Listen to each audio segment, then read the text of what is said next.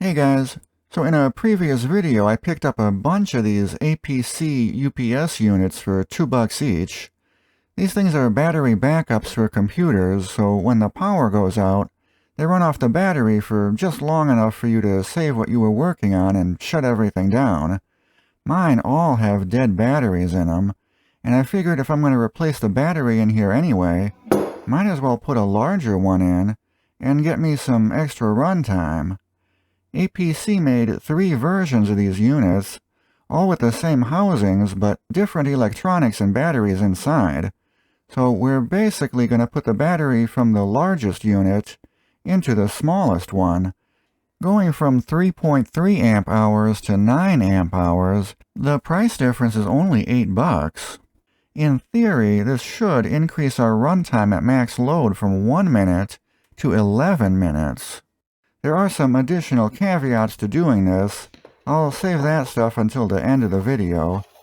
Anyway, when you open up the battery compartment on one of these, there's all of this empty space around the battery. But we're going to have to do some surgery to get this chonky guy to fit in there. Now, I'm going to disassemble the unit before doing the surgery. If you leave it all together, you run the risk of damaging the electronics inside, so I'm going to take it apart. It's only 5 screws, and in the bottom will just lift off. The wires for the battery feed in through the cover in a slot on the side. We'll set the main part with the electronics aside, since we're only going to be applying the surgery to the bottom cover where the battery compartment is. All of these plastic ribs need to come out to fit the larger battery in there. To do that, I'm going to use the chisel method. Now, this is not my idea. I stole this idea from one of my subscribers. I'll put a link to his video in the video description, so check out his channel if you have time. This does seem to be working pretty well. I'm not always able to chisel all the way down to the bottom, but it seems like if you chisel halfway through, you can then use a pair of pliers to break the tabs off, and they break off pretty flush.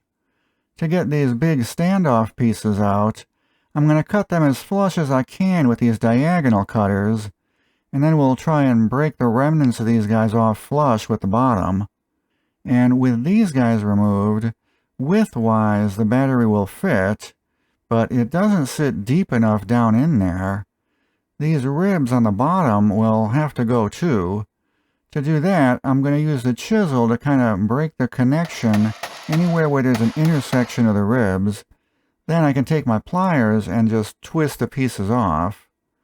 Once all of these are out, we still have some raised areas where the intersections were, so I'll go in here with the end nippers and trim them flush.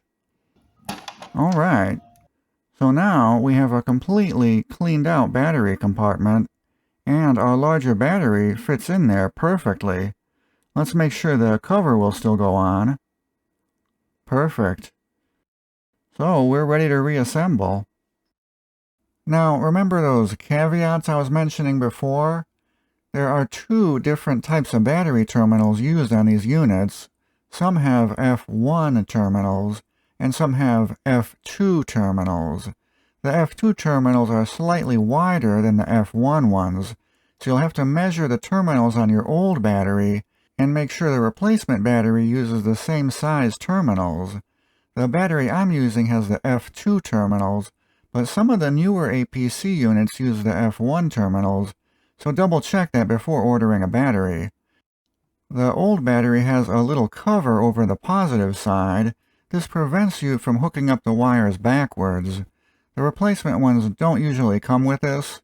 You can pry this off and stick it onto the new battery if you want to, but I know the difference between positive and negative, so I'm not going to bother with that on mine. Also, by putting a larger battery in there, it's going to take it longer to fully charge. The charging circuit in here is designed for that 3.3 amp hour battery, and we're almost tripling that capacity, so it's going to take way longer to charge, and you just need to keep that in mind. You're also only increasing the runtime by upgrading the battery. The inverter in this unit caps out at 200 watts, so it's not going to let you use it on more power-hungry devices. But these smaller units are still great for more basic computers, thin clients, network switches, lighter duty stuff like that. Alright everybody, thanks for watching. Check out the other videos on my channel if you haven't already. See you later. Bye.